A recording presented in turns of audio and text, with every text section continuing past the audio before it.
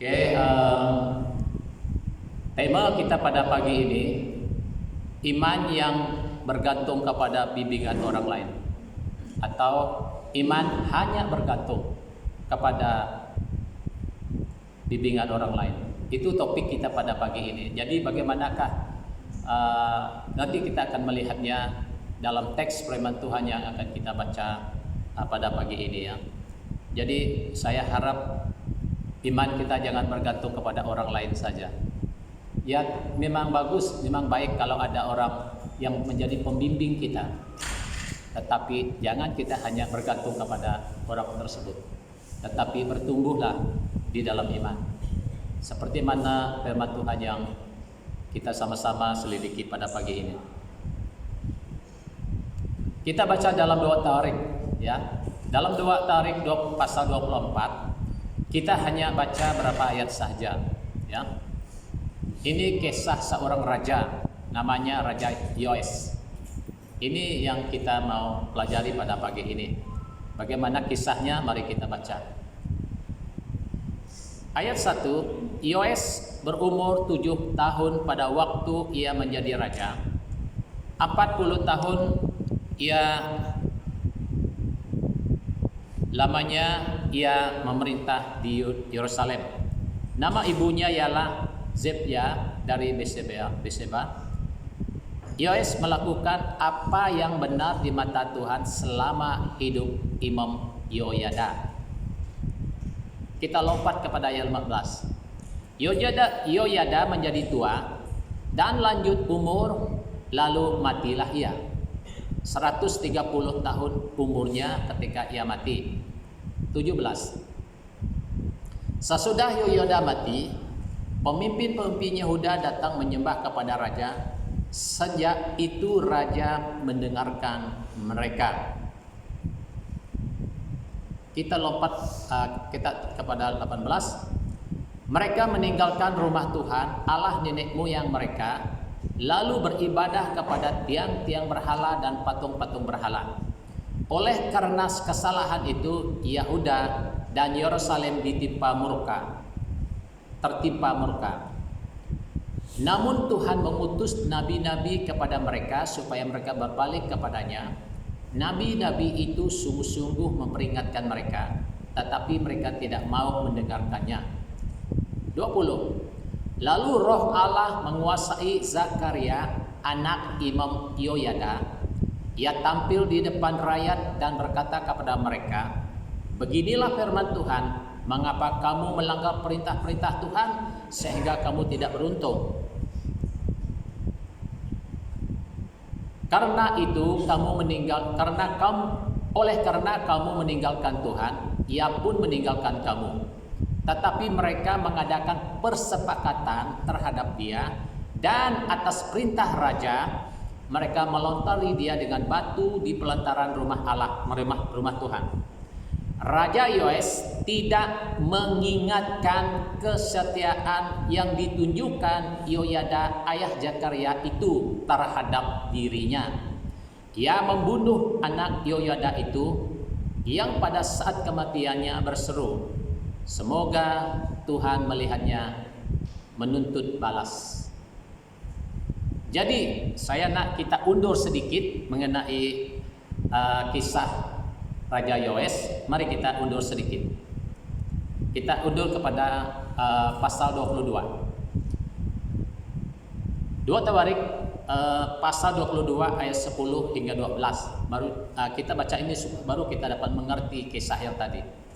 Ketika Altaya, ibu Ahazia melihat bahwa anaknya sudah mati, maka bangkitlah ia membinasakan semua keturunan raja dari kaum Yehuda. Tetapi Yosabat, anak perempuan raja, mengambil Yoas bin Ahazia, menculik dia dari tengah-tengah anak-anak raja yang hendak dibunuh itu, memasukkan dia dengan inang pengasuhnya ke dalam gudang tempat tidur. Demikianlah Yosabat, istri Imam Yoyada, ia adalah saudara perempuan Ahazia, menyembunyikan menyembunyikan dia terhadap Altaya sehingga ia tidak dibunuh Altaya. Maka tinggallah Yoas 6 tahun lamanya bersama-sama mereka dengan bersembunyi di rumah Allah, sementara Altaya memerintah negeri. Jadi ini merupakan khotbah ekspository. Jadi saya ingin menjelaskan sedikit latar belakang raja-raja ini. Jadi ketika itu kita lihat Ahazia ini adalah memang mereka ini adalah keturunan Ahab, bangsa anak-anak Ahab yang memerintah menggantikan raja. Ahab adalah raja yang sangat-sangat jahat, istrinya Isabel. Jadi anak dialah yang memerintah Yoram dan kepada Ahazia. Jadi Ahazia ini kurang lebih cucu kepada adalah anak kepada Ahab. Jadi dia memerintah di Yehuda pada waktu itu, dan nama ibunya ialah Altaya. Jadi saudara-saudara, kita lihat Altaya ini jadi kita lihat Raja Ahazia ini dibunuh oleh Yahu. Yahu ini adalah seorang pemimpin yang diangkat Tuhan.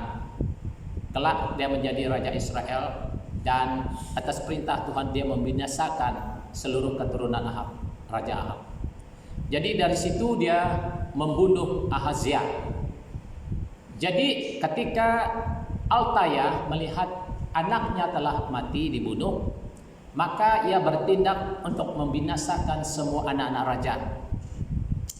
Jadi kita lihat, jadi pada waktu itu anak raja yang paling bungsu namanya Yoas. Jadi Yosabat ini istri Imam Yoyada ini, dia adalah saudara kepada Raja Ahazia. Jadi dia menculik Yosabat ini, Yoas ini untuk menyembunyikan dia, dan di bawah jagaan istri Imam Yoyada dan Yoyada itu sendiri selama 6 tahun mereka bersembunyi. Jadi pada waktu itu, pada waktu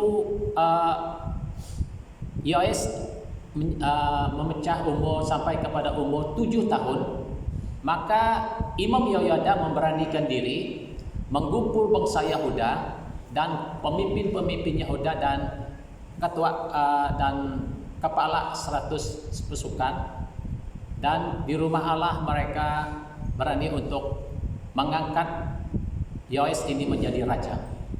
Itu sebabnya kita baca tadi pada usianya 7 tahun dia menjadi raja. Dia adalah raja yang sangat muda. Kalau hari ini adalah anak-anak ketika kemas saja 7 tahun. Tetapi dia sudah menjadi raja, bukan atas kewibawaan atau kepimpinan Raja Yoas, tetapi di bawah bimbingan Imam Yoyada. Imam Yoyada lah yang mengambil peranan penting di dalam memerintah negeri, sebab melalui nasihatnya, bimbingannya, negara Yehuda dipimpin dengan baik dan diberkati Tuhan. Nah, itu sedikit kita lihat. Sementara itu Altaya memerintah negeri, dan selepas itu kalau kita lihat cerita seterusnya, dan Altaya dibunuh sebab dia melihat bahwa ada satu raja yang baru diangkat, dan dia pergi melihat, dan Imam Yoyada tangkap dia. Kata Imam Yoyada, jangan bunuh dia di rumah Tuhan, pergi di luar. Mereka bunuh Altaya di luar rumah Allah, sebab pada waktu itu Altaya memerintah negeri, sebab anaknya Ahazia sudah dibunuh. Nah, kita lihat seterusnya. Saya ingin kita terus kepada poin-poinnya sekarang. Yang pertama, selama Raja Yoas di bawah jagaan bimbingan Imam Yoyada, dia melakukan yang benar di mata Tuhan. Jadi di sini kita lihat bahwa Imam Yoyada ini adalah mentor dia. adalah orang yang mengambil peranan penting menjaga kerohanian Imam Yoes pada waktu itu. Atas nasihat dia, atas bimbingan dia, maka dia melakukan yang benar. Maka itu sebabnya bayangkan saja 40 tahun Raja Yoes memerintah Yahuda pada waktu itu. 40 tahun bukannya masa yang pendek, tetapi yang sangat lama. Selama 40 tahun ini Raja Yoes melakukan apa yang benar di mata Tuhan. Ya. Kalau kita lihat ayat 1 tadi, Yoes berumur 7 tahun pada waktu ia menjadi raja, dan 40 tahun lamanya ia memerintah Yerusalem. 40 tahun ia memerintah Yerusalem. Jadi satu jangka masa yang panjang di atas jagaan Yoyada. Yoyada menjadi mentornya, Yoyada menjadi pembimbingnya, Yoyada yang mengambil peranan penting di dalam kepemimpinan Raja Yoes ini. Jadi kita lihat ya saudara-saudara, apa yang kita lihat dalam bagian ini, saudara-saudara, memang hidup ini perlu ada pembimbing, perlu ada penasehat, perlu ada orang yang mengajar kita. Ya. Anak-anak, selagi Anda di bawah bimbingan orang tua, di bawah jagaan orang tua, saya percaya anak-anak kita juga akan hidup benar. Ya. Akan hidup benar di mata Tuhan. Jadi oleh itu saudara-saudara, kita harus melihat atau menghormati orang-orang yang berjasa kepada kita, yang selama ini yang menuntun, yang memelihara kehidupan rohani kita, yang membuat kita berhasil berjaya dalam hidup. Bukan karena Anda sendiri, tetapi orang tuamu lah yang di belakangmu. Orang tuamu lah yang mendorong kamu, yang membimbing kamu, yang menjadi pendoamu. Jadi oleh itu anak-anak, baik kita anak-anak yang ada sekarang maupun kita ini juga sebagai anak, sebab kita selagi kita masih ada orang tua, kita juga masih disebut anak-anak. Oleh karena orang tua kita dulu, karena mereka kita adanya dari ini juga. Jadi kita lihat ya ayat 2. Yoes melakukan apa yang benar di mata Tuhan selama hidup Imam Yoyada. Kita lihat dia melakukan yang benar, sebab dia mendengar nasihat, dia mendengar teguran daripada Imam Yoyada. Raja mendengar nasihatnya, dia terima. Jadi itu sebabnya Raja Yoes melakukan yang benar di mata Tuhan. Saudara-saudara, anak-anak yang selalu memberontak, anak yang selalu melawan nasihat teguran orang tua, awas, jaga-jaga. Jangan nanti Anda akan salah langkah. Kalau Anda salah langkah, ini bahaya bagi diri kita sendiri. Maka itu sebabnya kita harus mendengar nasihat, mendengar teguran, mendengar ajaran orang tua kita, baik pemimpin-pemimpin kita yang mengajar kita, saudara. Kalau tidak, kita tidak mungkin melakukan yang benar di mata Tuhan. Jadi kita lihat Raja Yoes ketika dia di bawah bimbingan Imam Yoyada, dia menjadi raja yang baik. Dia menjadi raja yang takut akan Tuhan. Dia menjadi raja yang melakukan kebenaran. Ya. Kita lihat 2 Timotius pasal 3 ayat 16. Segala tulisan yang diilhamkan Allah memang bermanfaat untuk mengajar, untuk menyatakan kesalahan, untuk memperbaiki kelakuan, untuk mendidik orang dalam kebenaran. Jadi kita lihat, saya percaya bahwa Imam Yoyada telah menggunakan cara yang terbaik ini untuk mendidik Raja Yoes. Jadi itu sebabnya Raja Yoas berhasil dan menjadi raja yang takut akan Tuhan, menjadi raja yang melakukan perintah Tuhan. Sebab Imam Yoyada dengan bersungguh-sungguh mengajar, dia juga menyatakan kesalahannya kalau ada raja yang melakukan kesalahan. Dia juga untuk memperbaiki kelakuan. Dia juga untuk mendidik orang dalam kebenaran. Dia mendidik Raja Yoas dalam kebenaran. Itu sebabnya raja hidup takut akan Tuhan dan melakukan yang benar di mata Tuhan. Oleh itu saudara-saudara, kalau ada nasihat yang mengajar kita, teguran yang mengajar kita, lebih baik kita mendengar. Kalau ada teguran yang menyatakan kesalahan kita, berarti kita harus memperbaiki diri. Amin. Kalau kita ada kesalahan, kalau ada yang menegur kita, tanpa orang menegur kita, kita sendiri yang menyadarinya, itu lebih baik.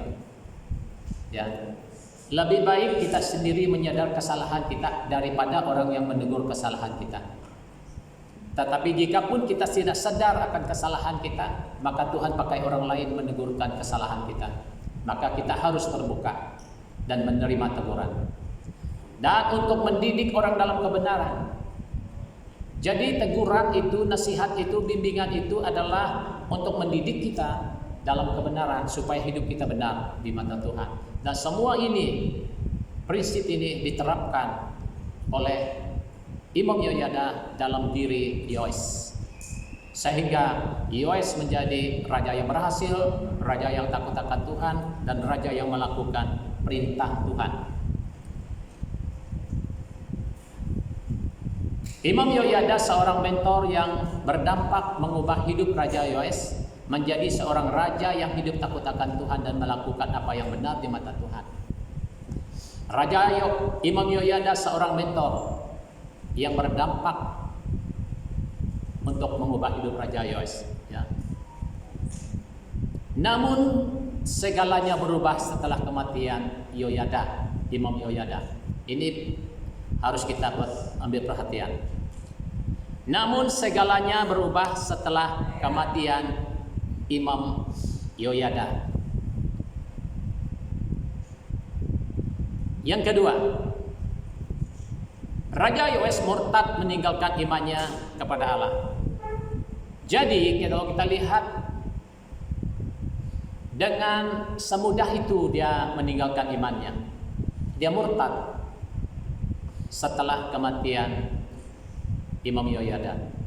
Kita baca lagi 15. Yoyada menjadi tua dan lanjut umur, lalu matilah ia. 130 tahun umurnya ketika ia mati. Sesudah Yoyada mati, pemimpin-pemimpin Yahuda datang menyembah kepadanya. Sejak itu raja mendengarkan mereka. Pemimpin-pemimpin Yahuda ini bukanlah pemimpin-pemimpin rohani, tetapi pemimpin-pemimpin Yahuda yang datang kepada raja ini adalah pemimpin-pemimpin yang menyembah berhala, pemimpin yang menyembah patung-patung berhala, tiang-tiang berhala. Pemimpin-pemimpin inilah yang datang kepadanya. Lalu sejak itu raja mendengarkan dia. Saudara-saudara, bayangkan saja 47 tahun Imam Yoyada bersama Raja Yoas. Sejak dia bayi lagi, diangkat sampai umur 6 tahun. 7 tahun diangkat menjadi raja. 40 tahun dia memerintah Yerusalem. Artinya 47 tahun di bawah bimbingan Imam Yoyada. Tetapi dengan matinya, di saat Imam Yoyada mati, maka dengan sekelip mata raja berubah pikiran. Lalu mendengar nasihat orang yang tidak mengenal Tuhan, lalu mendengar nasihat orang yang tidak percaya, orang yang bangsa lain, Kita baca ini.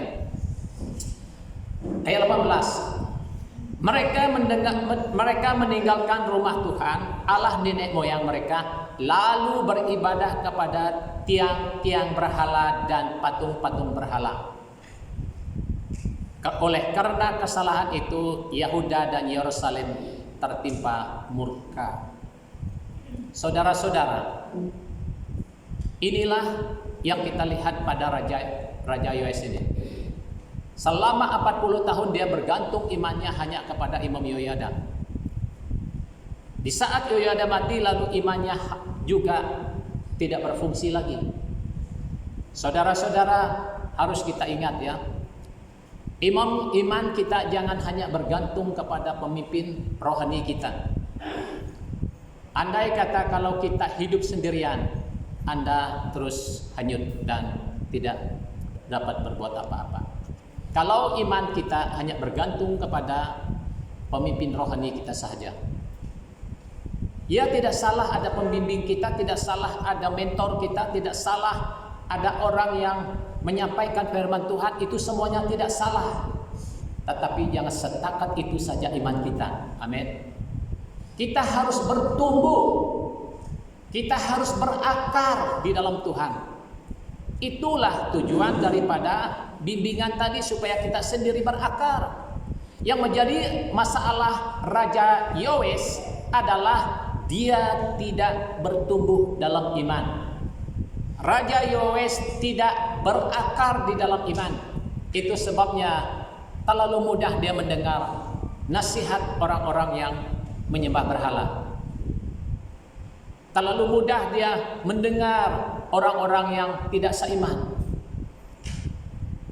Saudara-saudara, kita semua telah ditanam dengan kebenaran firman Tuhan. Apabila kita pergi di tempat lain, nanti orang berkata, oh tidak salah kita buat begini, tidak salah kita buat begitu. Betul juga, ikut juga kita.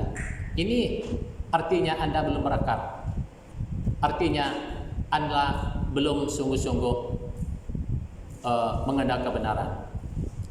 Sebab di luar sana terlalu banyak orang-orang luar mau menarik iman kita. Tidak salah bah buat begini begitu. Oh betul juga. Oh kita ini sama bah, kita sama orang percaya juga, satu Tuhan juga. Oh betul juga. Semua orang kamu kata betul. Ini masalah daripada kerohanianmu sendiri. Itu sebabnya kenapa orang-orang kita yang kita lihat berpuluh-puluh tahun menjadi Kristen, tetapi dengan sekelip mata sudah tidak ada lagi. Imannya sudah memeluk iman yang lain, kepercayaan yang lain. Masalah di mana? Masalah penasihatkah? Masalah pembimbingkah? Masalah mentorkah? Bukan. Masalah Anda sendiri tidak berakal dalam Tuhan. Masalah Anda sendiri tidak bertumbuh dalam Tuhan. Di situ masalahnya. Baik anak saya sendiri pun sama. Saya sebagai pastor tidak berarti semua anak saya tahu kebenaran.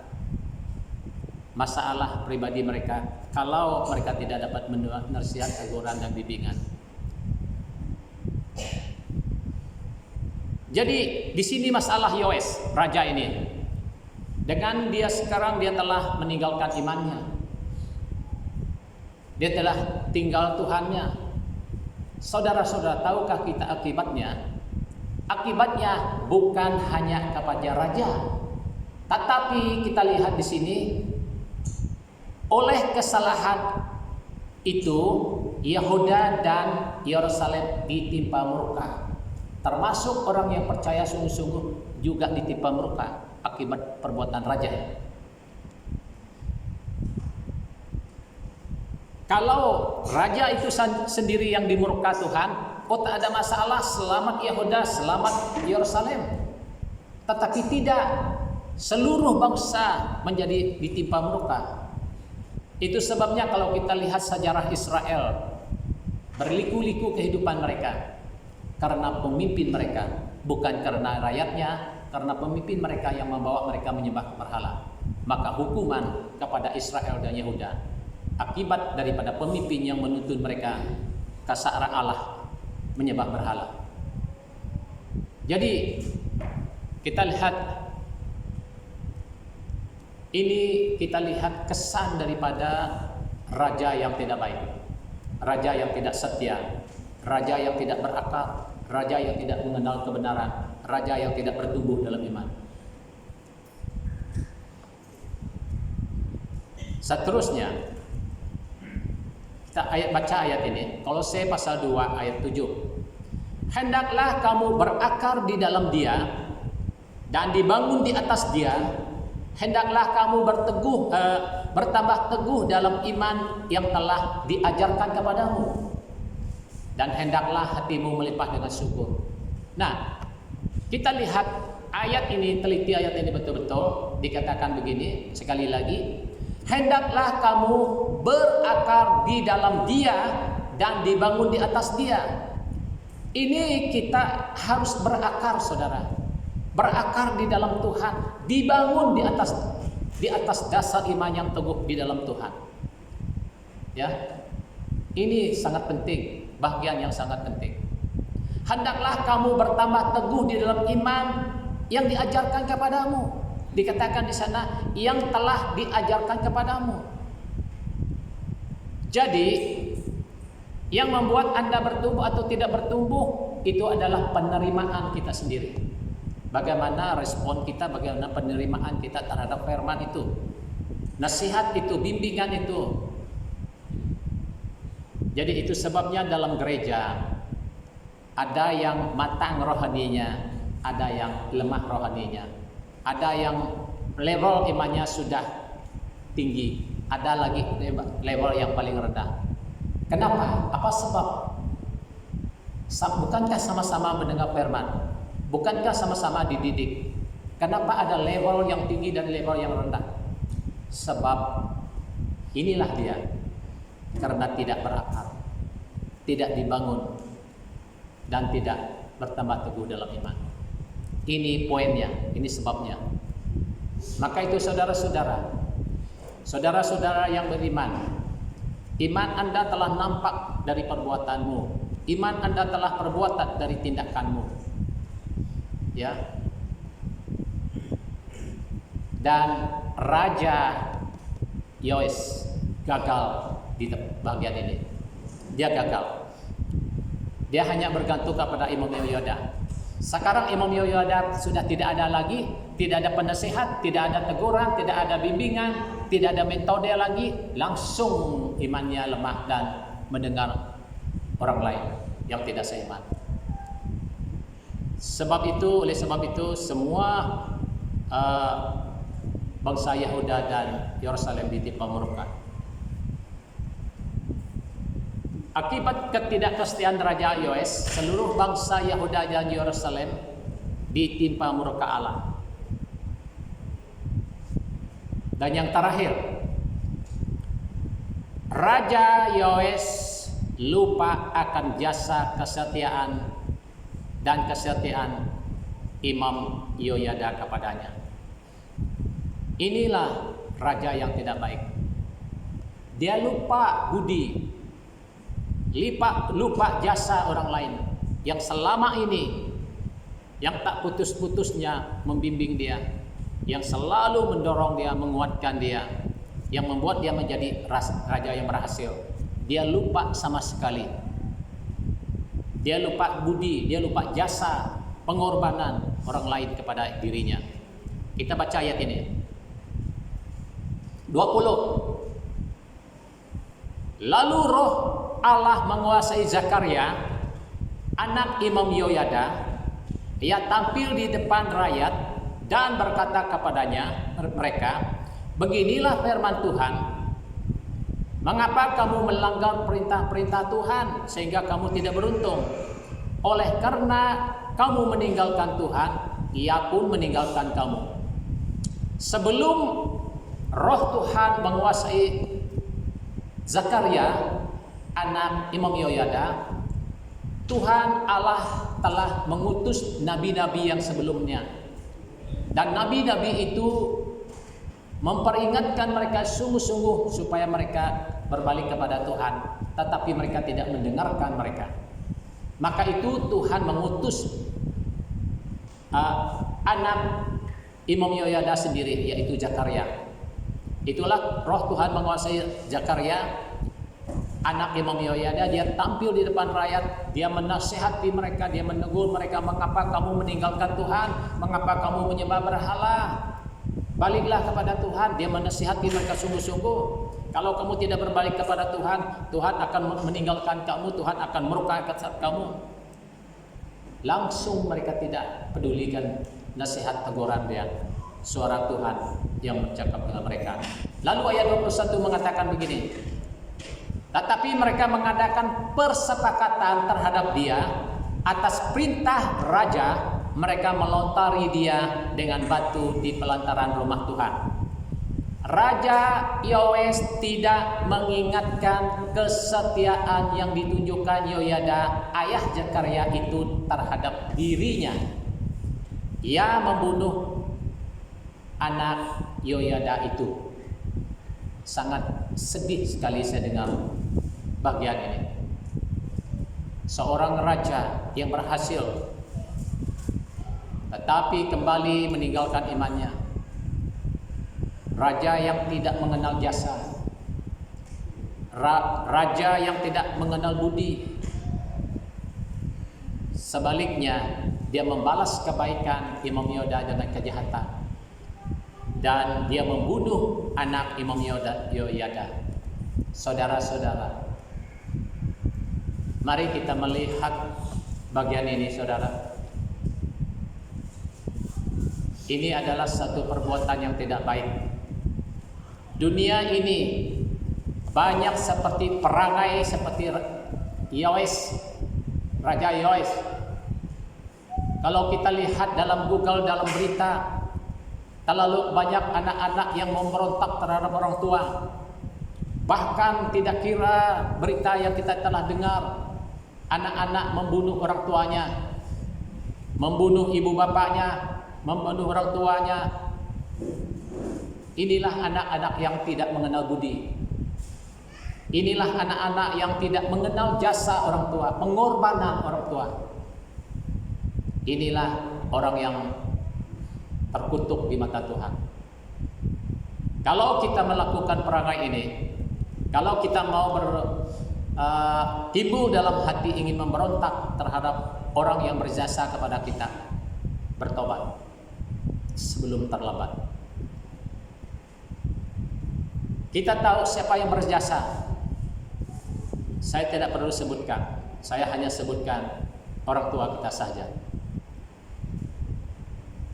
Orang tua kita lebih dekat dengan kita. Mereka berjasa. Mereka mengasihi kita sejak lahir lagi. Mereka menitis air mata. Mereka mengasihi kita begitu rupa. Mereka tidak dapat tidur malam karena menjaga waktu kita sakit. Mereka menyekolahkan kita, membelanjakan kita sampai dewasa. Tetapi di saat Anda sudah dewasa, lalu tidak ingat sama sekali pengorbanan orang tua, tidak menghargai jasa orang tua, Anda sedang di posisi yang bahaya. Jadi oleh itu jangan seperti raja ini, raja yang tidak baik ini. Mari kita belajar daripada kesalahan raja ini untuk kita memperbaiki hidup kita, supaya kita belajar menghormati, belajar menghargai orang yang berjasa kepada kita.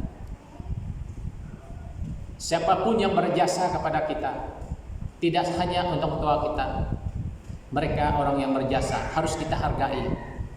Guru-guru kita harus kita hargai. Kalau bukan guru-guru, Anda tidak berjaya dalam hidup.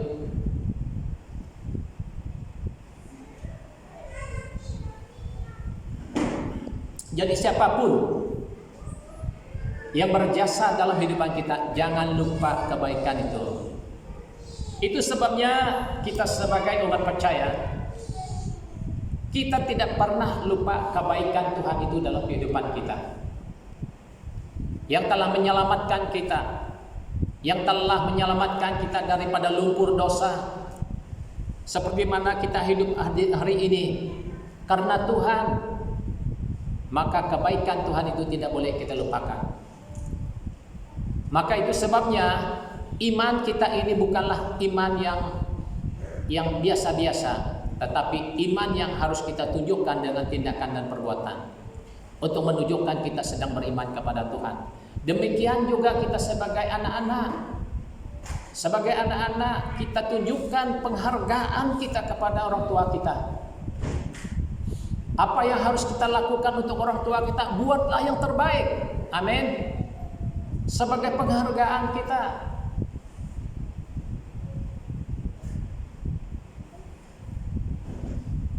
Bapak mana yang tidak mengasihi anak?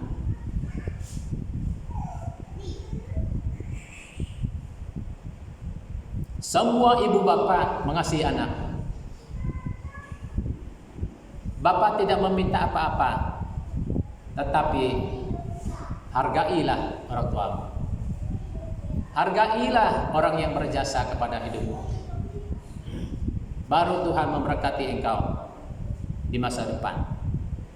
Jadi saudara-saudara, inilah yang kita lihat dalam kisah Raja Yoas pada pagi ini. Jadi saya harap kita belajar daripada kisah ini. Ya, Raja Yoas membunuh Zakaria, anak Imam Yehoyada, tanpa belas kasihan. Saya selalu tengok YouTube ya. Saya lihat kisah jenayah dalam Malaysia. Di situ saya lihat betapa ngerinya kisah-kisah jenayah. Anak-anak memberontak melawan membunuh orang tua. Banyak hal-hal kisah ngeri lainnya yang tidak beri kemanusiaan. Kenapa? Di mana silapnya? Apa akibatnya? Kenapa harus begitu? Karena tidak ada firman Tuhan. Karena tidak bertumbuh dalam Tuhan, tidak berakal dalam Tuhan, tidak hidup dalam kebenaran. Itu sebabnya perbuatan ngeri itu terjadi. Jadi saudara-saudara, ya tiga poin yang kita belajar pada hari ini, kita telah belajar daripada kehidupan dua pribadi yang kita bahas pada pagi ini, yaitu Imam Yehoyada, seorang mentor yang begitu berdampak untuk menjadi impak yang positif bagi anak buahnya, orang didikannya. Sedangkan anak didikannya, yaitu Raja Yoas, menjadi orang yang berhasil mula-mulanya. Tetapi setelah kematiannya tadi, dia berubah setia. Inilah yang kita bahas dua pribadi ini tadi. Dalam bagian yang kita bahas pada pagi ini, kiranya Tuhan Yesus memberkati kita semua lewat firman Tuhan pada pagi ini. Tuhan Yesus memberkati kita semua.